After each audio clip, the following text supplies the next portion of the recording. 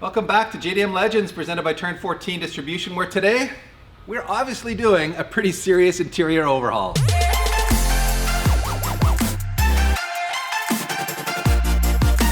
As you can see, this is going to be a big one. We have some very sexy stuff going in there, including seats that I had to go and get, because after seeing PT's 2JM3, those seats are amazing, so stoked to be putting those in there. But before we get to any of this, we've got some cleaning up of some wiring to do in there.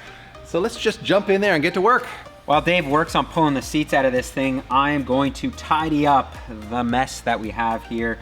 If you guys remember in a previous episode, we did need to remove this factory igniter, and thankfully Wiring Specialties has sent this over. It's gonna be much prettier than you can see the jumper wires that I did here. So this is just a plug and play solution from them, which is awesome. And then there is one thing about, we didn't have a working tack, and there is a wire that needs to come off of this plug here that needs to run directly to the ECU. So not a lot of wiring, thankfully, just a bunch of tidying up here and then tucking away.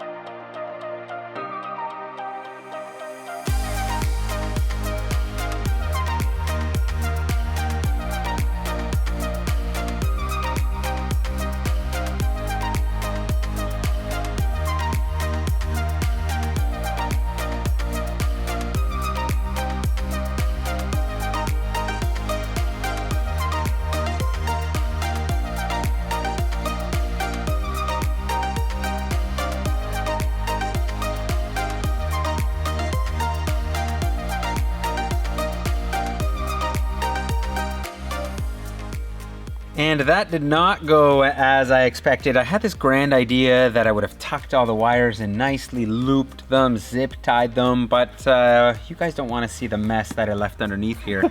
And it's just because once you try to get this cover back on here, which you can see it's still a little bit loose, the wires, they just don't conform to the backside of this. There's like this weird panel, right, or a plate right in the middle that it has to go in between all the wiring. Like if all the wiring fit here, it'd be great. But anyways, it's not pretty under there, but it's not pinching any wires. This is on, which is most important, and we have our cable to connect in.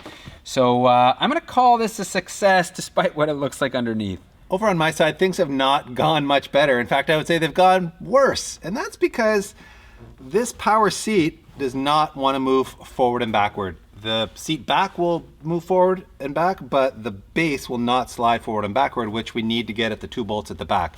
Right now the seat's all the way back, so I was able to get the 2 front bolts out, but without any way to move it forward and backward with the power. Did a little research. There's a panel on the front here you can take off, and there's a 12mm bolt on this side and a 10mm bolt on the inside that you can turn clockwise to move it back or counterclockwise to move it forward.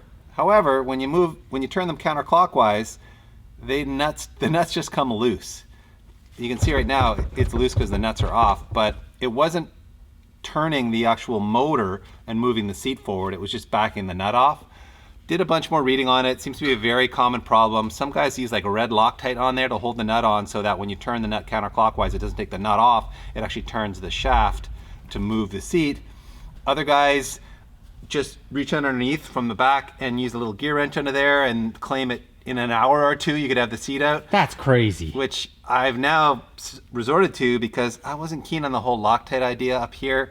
I'd have to wait for it to dry, among other things, so I figured I would just see how difficult it is to get out underneath. That's right, everyone. We've lost our damn minds. We're so frustrated by this seat. We're gonna tackle all those nuts on there. I don't think we've lost our minds. This is what everybody says to do with any nut and bolt issue. Remember when we did the Tundra? It's true. People said you just gotta tack it on. So I'm gonna do exactly that here, because this is a terrible design on Toyota's part. It is. Like it's not even like the nut is a locking nut. There's nothing on there to prevent it from backing itself off, which just seems ridiculously stupid, but Yeah, I don't understand why it wasn't like a fixed head bolt. yeah, it makes no sense at all. On the other hand, the oil pump in the 2J, no problems at all, PT. So there is that. Yeah, everything seems to have its advantages. However, I don't think anyone's going to ever be welding on the inside of their GTR, their Supra and GTR here. Yeah, so you guys can see we've got a rubber mat down to protect the carpet, and I've got this tiny little piece of like heat shielding here underneath, which should hopefully prevent anything from happening. And let's not set the car on fire. Yeah, let's see what happens here.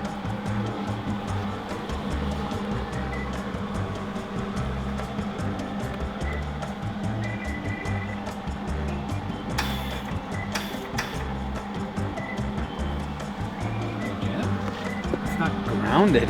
Huh. Grounded. What the hell? Not grounded, eh? What's made this even more difficult is, of course, that long stud is not grounded to anything. So I had to like put the grounding cable around the back. I can't reach in there to put it on, but it's like resting on there. So who knows? It might work. This might not, but I'm already kind of pissed off that we have to do this to remove a seat DP. It's insane.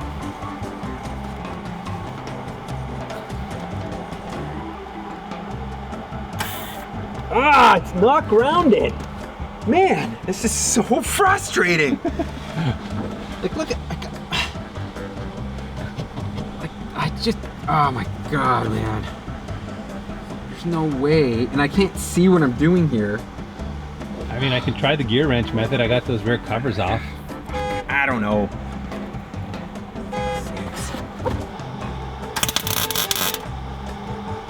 All right, well, it's working. Okay, let's see here. Whoa, DP, the seat's moving. Yeah? On that one side. We got to get to move on both sides, though. Oh yeah, we got. Oh God, we got to weld to the other side now. The other side too. Oh yeah. oh my God.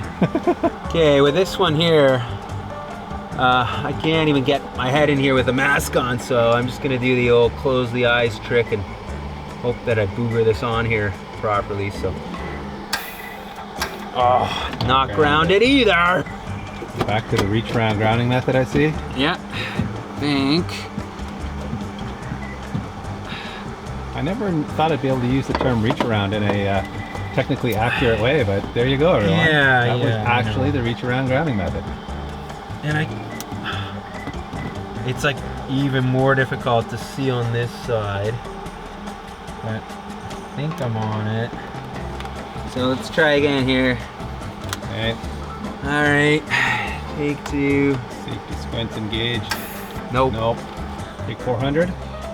Yeah, take 400. I've got a rod here, a welding rod from the TIG that I've like wrapped around the nut right now, which should ground it. So I should be able to come in here. The trick is gonna be not to weld that rod, but let's see what happens.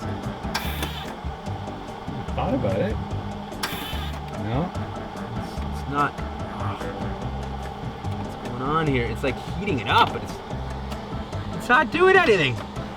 This is what I was using to ground it, and this is just not enough mass, I guess, because what it was doing was heating this, turning this red as well through the grounding, so that's not gonna work. This is next level. Again, I'm not a professional welder, so I don't know why that's happening. I just suppose it's just not enough ground, but I can't get this into there, and the shaft that runs all the way through the seat is covered up on this side with metal.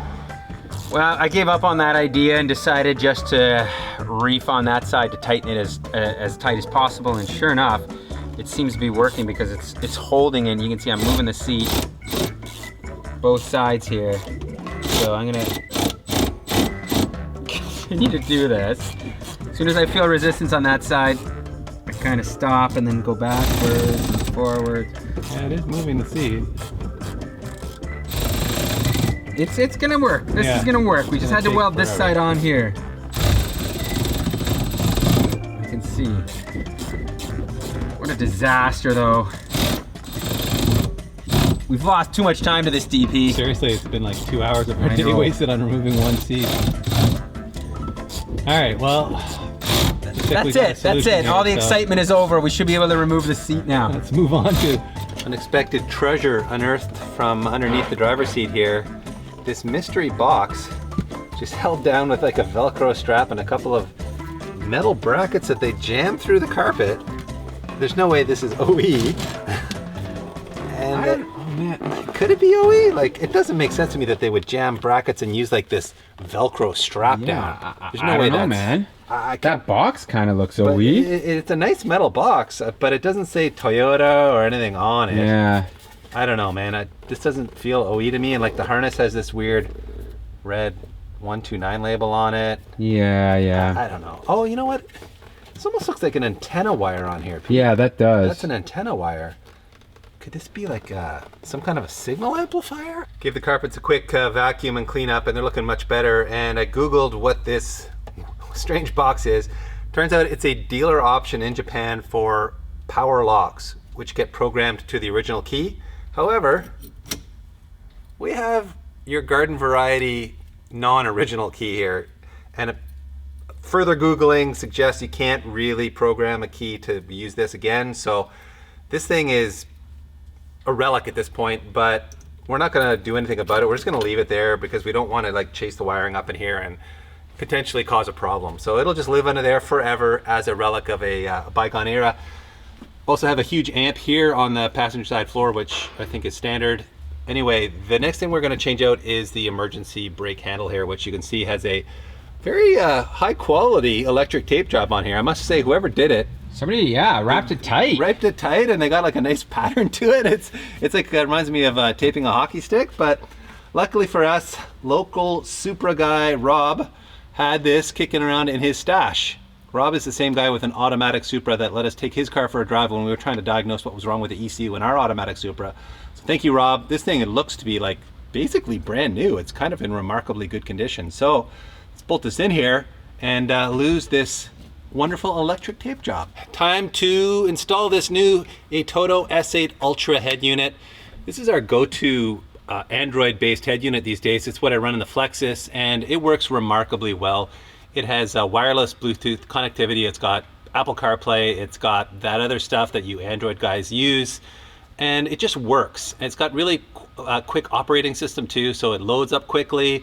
You know, the reactivity of the screen is really good. We'll show you all that once it's installed. We're not going to bore you with the installation itself. Next up on the install hit list is this from BTI Gauges. This is a digital CAN gauge, and the brilliance of this gauge is it's going to plug directly into our link and be able to display a ton of parameters that come off of the ECU. So the idea of like adding 4 or 5 gauges to show boost, oil pressure, water temperature, all this stuff is now redundant with gauges like these because you now have all of the readouts here. It's a really nice, clean system. This would usually mount here with a 52 millimeter pod that you would buy like an accessory piece to mount it in, but I've decided to do something like this, which I think is gonna look super clean and OEM.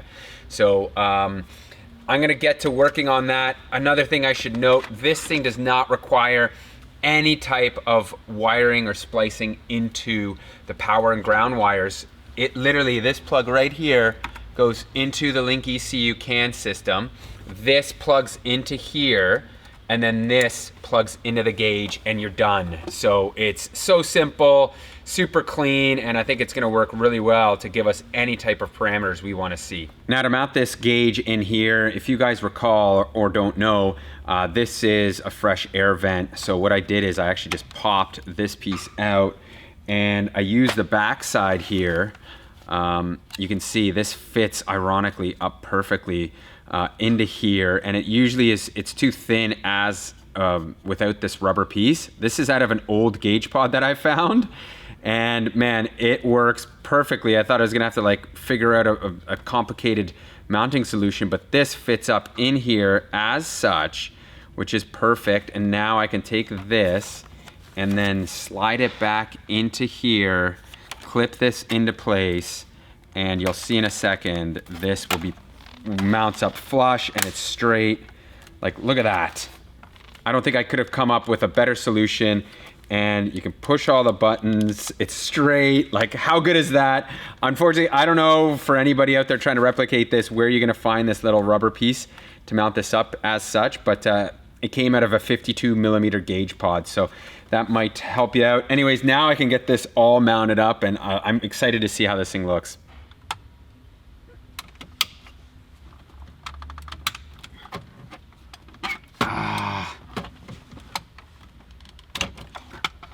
And clears the tilt.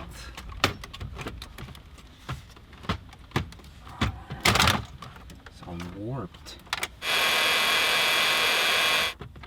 There we go.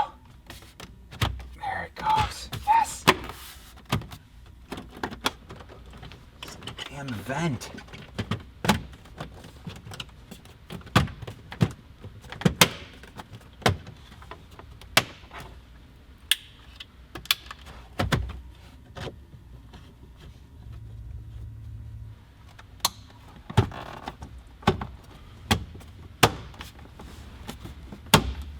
DP, everything's together now. Yeah, it's looking and, good, man. Check this out, my man.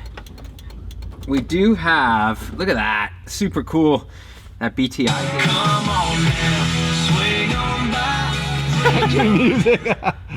All right, well, the radio's working really well. That's nice. But yeah, the gauge is fantastic. It's got all the cool little screens. It's really high resolution. I'm loving this thing. I think it worked out as good as it could. The rest of the interior came together well. As you guys can see, this actually was the old center console there, and it is disgusting and nasty. So I did replace it with a new one. These are available. I just noticed this ashtray is broken and crummy, so I ordered a new one off eBay for like 50 bucks, genuine one, which is nice. However, this trim piece here and this stuff here is not available, sadly, because I would have replaced all of this stuff because it would look so much nicer, but these are just not available. If you guys actually have some in really, really good condition, hit me up. I'd love to buy it. And lastly here, you can see the shift knob is off, and that's because I am replacing our worn out stock shift knob with this one from Interior Innovations, and you can see it's essentially the same copy as the OEM one, and man, it looks so nice. I kind of like the OEM shift knob on here, DP. Yeah, me too. It's a good look. I think it's a very, very nice look. And look at that. It's a nice weighted feel to it. It does, yeah, exactly. Oh, I've gone too far. I gotta back this one up a bit, but look at that. Looks nice. Looks like it's gonna work really well. So, man, that is beautiful. It is time to say goodbye to the eyesore that is this DP, don't you think? Oh, I hate it. It's hideous. Yes, very much so. And what we are replacing it with is this beautiful personal Grinta 350 mil steering wheel in all black and leather. I think it's going to be the perfect match to the interior here. It's going to look OEM plus. We are certainly using a Works Bell hub as well, because that's a different bolt pattern than the one that's currently on here. By the way, this was sourced through WheelMod, which is a massive website for steering wheels. It's kind of like your one-stop shop for steering wheels and accessories like hubs. They've got Momo, they've got Nardi, Personal, they have like Energy. So anything you need, check them out. Link will be in the description. So let's get this thing bolted up and see how it looks in here, DP. Well, DP, I think we made the right choice going with this wheel. Very really JDM, nice, like yeah. The black stitching, I think matches the interior so well. Love the feel of them too. They've got like a nice thick grip to them. Yeah, the 350 is like the perfect size. So, but of course, post in the comments, guys. Do you guys like the steering wheel? Or do you feel we should have gone with the OEM, like updated TRD wheel? Oh, the TRD wheel. You know what? $2,000 TRD wheel. They're expensive. I don't like them. I think they're very gaudy. I think they're a little ugly too, to be honest. Over the top. People just like them because they're TRD'd. Some guys put Celica wheels in these, like the SG205 Celica wheels look really good. Yeah, they're probably very similar to that. Yeah. But truthfully, I really, really like this. One of the last things to fix in the interior that kind of bugs both Pete and I is the finish on this door control panel here. It's just like a lot of the plastics in these cars, it's got a really like worn out feel to it. It just doesn't look very good. It's got this like rubber coating, right? Which is, and it wears off over time. It marks up really badly. It just looks worn out. So unfortunately, you cannot buy these Series 1 panels anymore, but what you can do is buy the Series 2 panels. And we did buy one and it's brand spanking new, but as you can see, or at least I hope you can see, it's actually like a gunmetal gray color. It's not black the way the Series 1 is. And you know what's intriguing? On eBay, they look much darker from the picture. So I was like, it's not gonna be a terrible match. And then when it showed up, I was like, oh my goodness, this is like full gray, right? Yeah, like side by side, you can see the difference. And when the door closes, it's gonna be up against the dash here, the black dash, and the color difference is really gonna show. So, did a little bit of research, and it seems like Plastidip's actually a pretty good solution on these. Guys get pretty good results with it. It matches reasonably well. It'll certainly match better than this like speckly gunmetal gray finish that's on here. The other option is to convert the whole thing to Series 2, but that gets expensive, and really the plastics inside are in pretty good shape other than this one bit here. So what do you say we just throw some Plastidip on it, Pete, and see how it works out? Yeah, that's a great idea.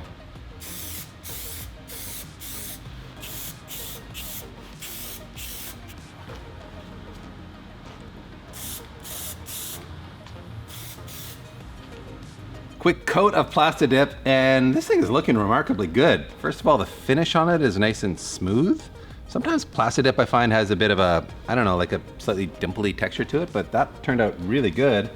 And the color match, I think, is actually remarkably good too. It's super close. It's like a hair lighter. Yeah. And maybe with a second coat it would darken down, but I'm worried. If you turn it and you could see, it just really depends as to the angle of it. Yeah, exactly. Like right there, it looks really good. So yeah. I mean, dude, it's to the point where I think it's close enough. Yeah, I think it'd be splitting hairs to try to get it any better. Yeah. And the finish is so nice and smooth on it. I'd hate to put a second coat on and ruin how smooth that finish is. So let's swap it in there and see how it looks on the car. There we have it. It is in place and it looks pretty much spot on perfect. Man, it's so close. Like, I don't think most people are gonna notice that, right? I really don't think. It'll be interesting to see how durable the Plastidip finish is. You know, this car is not a daily driver. I'm not getting in and out of it with like my rock and roll rings on where I'm gonna scratch it up or anything, but it'll still be interesting to see if it's durable. But we'll show you how it looks right up against this with the door closed. But what's with the blue cover on the speakers, by the way?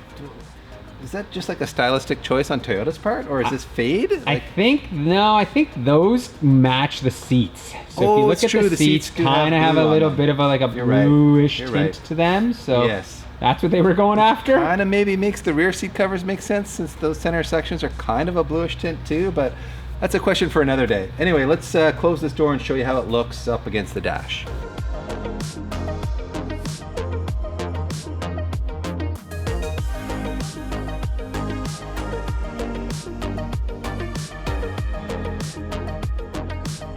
All right, guys, that is a wrap on this one. It's really exciting to see how good the interior is looking, but of course it's not going to look complete without seats in it. And in the next episode, you will see Pete and I make the very difficult decision of what seat to go with. Do you go with the leather Recaros or do you go with the fabric Recaros? And in case you're wondering why we have this mismatched set, well, we don't actually have a mismatched set. We got a set of each.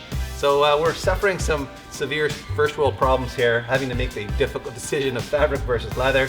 And we've also got a solution for the rear seats, which were badly cracked. So stay tuned for all of that. Maybe even a little bit of tuning in the electronics department. So lots of exciting stuff still to come on the Supra. We're just getting so close, tantalizingly close to being ready to go to the dyno and make some RB26 crushing horsepower.